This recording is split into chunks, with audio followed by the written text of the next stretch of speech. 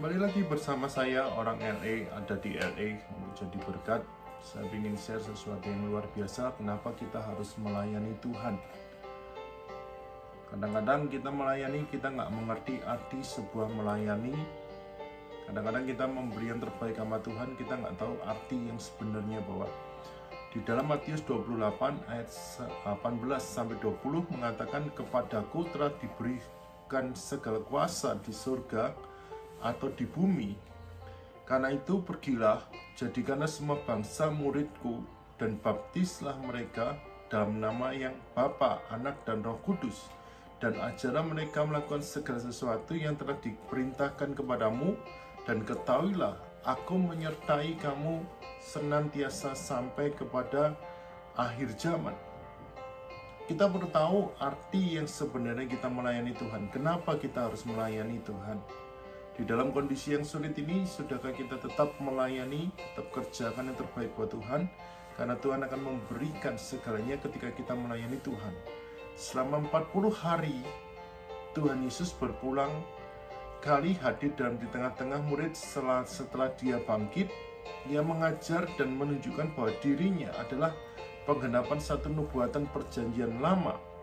Dan perkataannya sebelumnya bahwa ia meneguhkan iman mereka agar mereka tidak ragu-ragu untuk menjadikan saksi-saksinya dan mengerjakan terbaik melayani Tuhan dan mengejarkan tentang kerajaan Allah yang hanya bisa diterima melalui iman dan kelahiran baru oleh Roh Kudus. Setelah Roh Kudus turun, semua murid-murid Tuhan diperlengkapi dengan kuasa untuk bernubuat, untuk berlayani. Sebelum Tuhan naik ke surga, Kristus menegaskan otoritas di surga dan di bumi. Dengan otoritas tersebut, murid-muridnya dapat bergantung sepenuhnya kepadanya dan melaksanakan amanat agung yang Tuhan Yesus berikan kepada mereka. Sebagai saksi-saksinya dan baik dari Yerusalem sampai ke ujung bumi dan karena Injil itulah bersifat universal. Itu di dalam Kisah Para Rasul 1 ayat yang ke-8. Mereka harus pergi, bukan menunggu orang datang kepada mereka. Mereka harus memuridkan orang lain supaya cakap memuridkan orang lain. Akhirnya mereka harus membentuk satu umat Tuhan melalui baptisan dalam nama Tuhan Yesus Kristus, agar gerejanya dapat terus menjadi saksi yang hidup. Dan ia menjanjikan penyertaan yang berkelanjutan dan kehadiran Roh Kudus yang memberikan kuasa yang memperlengkapi setiap kehidupan mereka.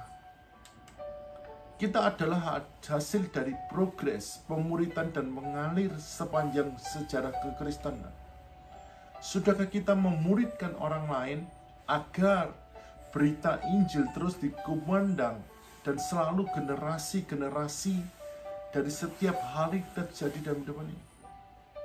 Sudahkah kita melakukan yang terbaik bagi Tuhan? Peran yang sekarang kita lakoni adalah peran sebagai murid. Itu berarti tanggung jawab untuk mewujudkan amanat agung Tuhan Yesus menjadikan bagian kita di dalam kita melayani Tuhan. Sudahkah kita ambil bagian dalam melayani Tuhan hari ini? Sudahkah kita ambil bagian bekerja dalam pekerjaan Tuhan? Mari jadikanlah kita murid yang setia, murid yang taat untuk mengerjakan amanat agung dalam hidup ini. Tuhan Yesus memberkati.